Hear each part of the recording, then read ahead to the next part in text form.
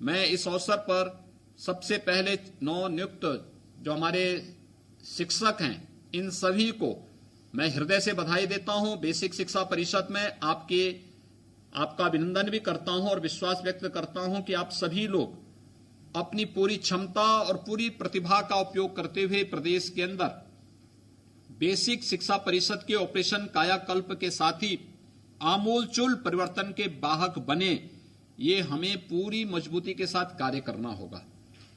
दूसरा, मेरी आप सबसे अपील होगी, आप में से बहुत सारे शिक्षक ग्रामीण क्षेत्र के उन विद्यालयों में जाएंगे जहां पे हो सकता है शिक्षकों की कमी रही हो, और वहां पर एक नया माहौल आपको देना है। हमें नए परिप्रेक्ष्य में खड़ा होना होगा। देखिए, आदरणीय प्रधानमंत्री जी ने कोविड-19 के इस कालखंड में देश को भी बचाया,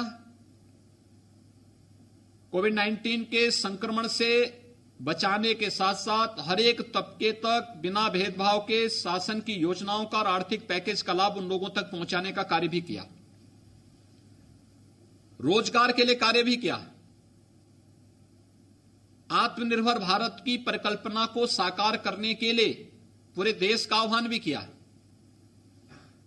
ये सभी कार्यक्रम इस दौरान हुए और इस दौरान लगभग 34 वर्षों के बाद राष्ट्रीय शिक्षा नीति भी देश के अंदर लागू हुई। मेरी अपील होगी जितने हमारे बेसिक शिक्षा अधिकारीगण होंगे इन सबसे, कि जितने नवनियुक्त शिक्षक हैं इन सभी को राष्ट्रीय शिक्षा नीति की एक एक प्रति उपलब्ध करवाने का कार्य जरूर करवा लें। ये लोग राष्ट्रीय शिक्षा नीति के नए प्रारूप का अध्ययन जरूर कर लें।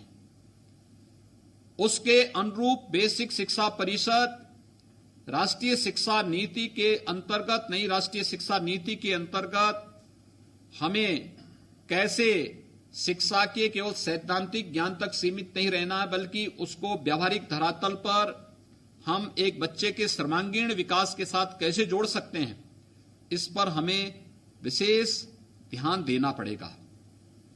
क्योंकि अब शिक्षा को हम एक सीमित दायरे तक कैद करके नहीं रख सकते।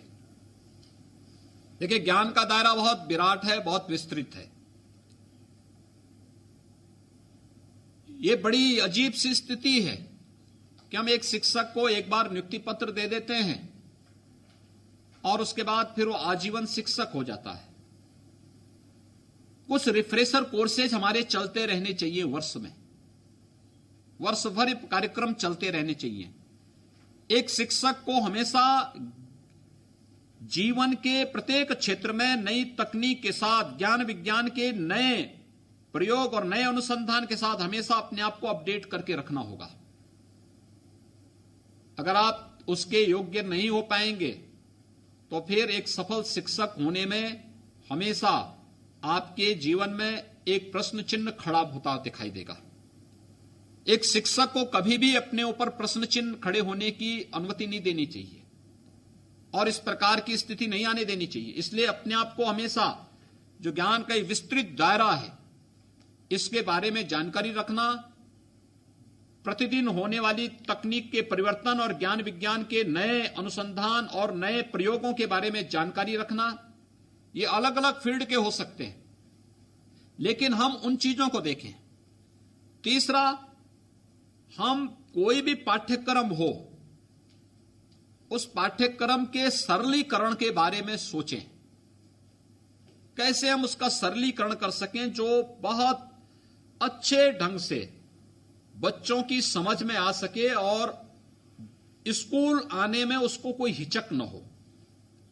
अक्सर होता क्या, जब आप किसी बच्चे को स्कूल में डांटते हैं, फटकारते हैं, उसको बुरा बोलते हैं, उसकी पिटाई करते हैं, वो स्कूल नहीं आना चाहता। मैं अक्सर देखता हूं, गांव में जाता हूं, देखता हूं बहुत सारे बच्चे गांव में खेलते हैं, भागते हैं। मां बाप भी पढ़े लिखे न होने के कारण जब मैं उन बच्चों से पूछता हूं स्कूल क्यों नहीं गए, तो बोलते हैं साहब मास्टर साहब मारते हैं। अब देखिए, शिक्षक की पिटाई के भय से वो बच्चा स्कूल नहीं जाता। मैं मां बाप से बोलता हूं कि बच्चे को स्कूल क्यों नहीं भेजा, तो कहते हैं हमारा एक ही लड़का है, स्कूल जाने में डरता है, हम लोग भी भय के मारे नहीं भेजते। देखिए, बच्चे के मन में एक उत्साह होना चाहिए स्कूल के नाम से, एक उमंग होनी चाहिए स्कूल के नाम पे। नई खेल खेल में हम उसको नई चीजें कैसे सिखा सकते हैं, कहानियों के माध्यम से एक नया उत्साह उसके मन में कैसे भर सकते हैं, छोटे छोटे उद्धरण के माध्यम से उसको हम नए प्रयोग के माध्यम से पाठ्यक्रम के बारे में उसको कैसे उनके मन में रुचि भर सकते हैं। हमें इसके बारे में एक नया वो शुरू करना चाहिए, अन्यथा ये स्कूल चलो अभियान फेल हो जाएगा अगर बच्चे स्कूल नहीं आएंगे। उसके मन में स्कूल का भय होगा। दूसरा, हमें हर परिस्थिति के लिए तैयार होना होगा। देखिए, पिछले 9-10 महीने से स्कूल बंद हैं। हम ऑनलाइन क्लासेस चलाने की बात तो कर रहे हैं, लेकिन हमें याद रखना होगा कि ऑनलाइन क्लास ऑनलाइन तभी सार्थक हो सकता है जब उस बच्चे को घर में पढ़ाने वाला और बताने वाला कोई व्यक्ति हो। दूसरा, हर बच्चे के पास स्मार्टफोन या फिर टैबलेट नहीं है।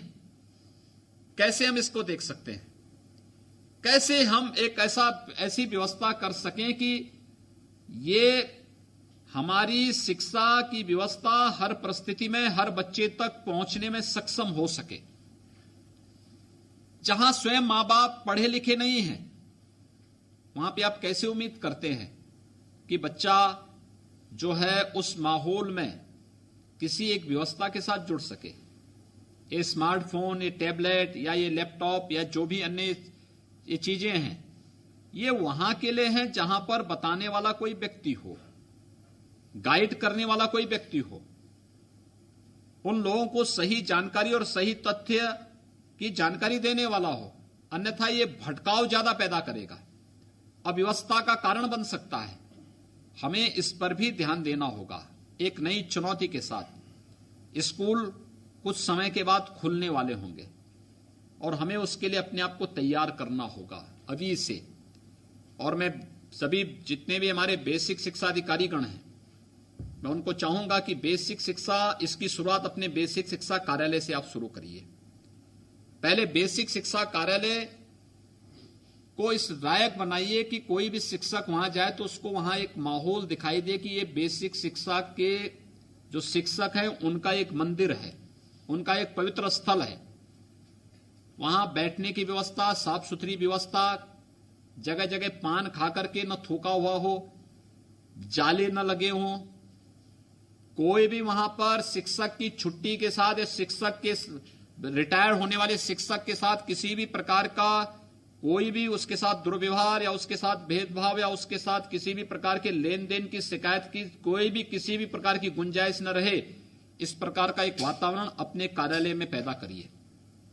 और अपने कार्यालय के बाद ये सुनिश्चित करें कि जितने भी हमारे शिक्षक हैं बेसिक शिक्षा परिषद के, वे अपने अपने विद्यालयों में जाकर के ज्वाइन करके उनके द्वारा अपने कार्य प्रणाली शुरू हो जाए।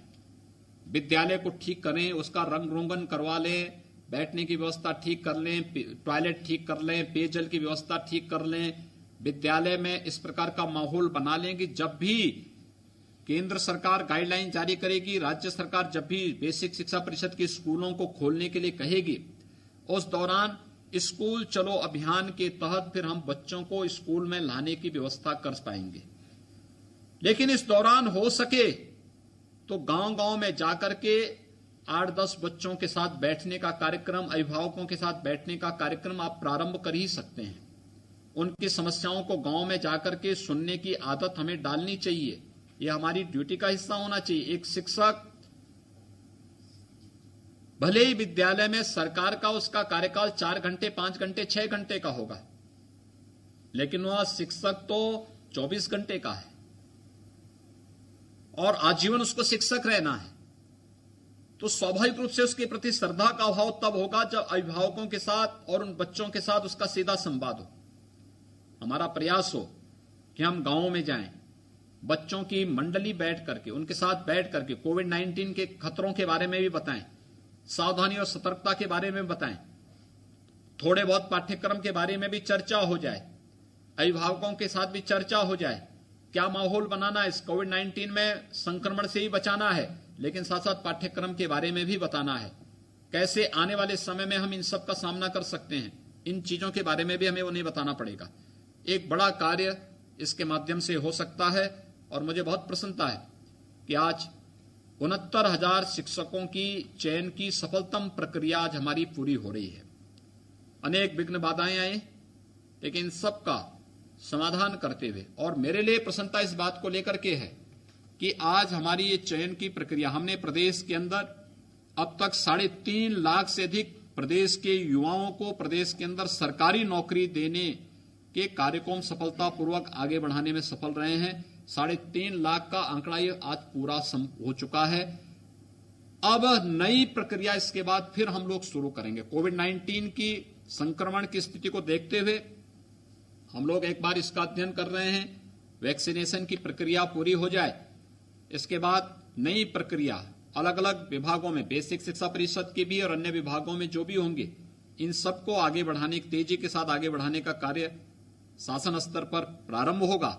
लेकिन मैं चाहूंगा कि जिन लोगों का आज नियुक्ति पत्र प्राप्त हो रहा है अलग अलग जनपदों में, हमारे माननीय मंत्रीगण, माननीय सांसदगण, माननीय विधायकगण अलग अलग जनपदों में इस प्रक्रिया को पूरा कर रहे हैं, और मैं चाहूंगा वे सभी शिक्षक अपना नियुक्ति पत्र लेने के साथ जनपद और जनपदों में कौन से विद्यालय उनको दिए जा रहे हैं, बेसिक शिक्षा परिषद इन चीजों को एक बार देखेंगे। मेरिट के आधार पर बिना भेदभाव के किसी भी प्रकार की कोई शिकायत की गुंजाइश कहीं से भी नहीं होनी चाहिए। पूरी पारदर्शी तरीके से कार्यक्रम होने चाहिए, और इस प्रक्रिया को पूरा करते हुए हम लोग बेसिक शिक्षा परिषद के उन सभी जो सुधारात्मक कदम बेसिक शिक्षा परिषद ने इस दौरान उठाए हैं, इन सभी को हमें तीव्र गति से आगे बढ़ाने का कार्य प्रारंभ करना चाहिए।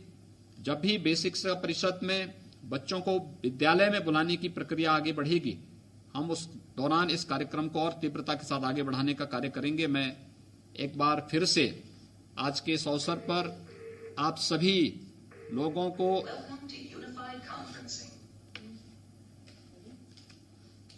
मैं हृदय से आप सभी नवनियुक्त शिक्षकों को बधाई देता हूं, अपनी शुभकामनाएं देता हूं और विश्वास व्यक्त करता हूं कि एक योग्य शिक्षक के रूप में आप सभी अपने उत्तरदायित्वों का पालन करते हुए बेसिक शिक्षा परिषद के आमूलचूल परिवर्तन के इस अभियान में सहभागी बनेंगे।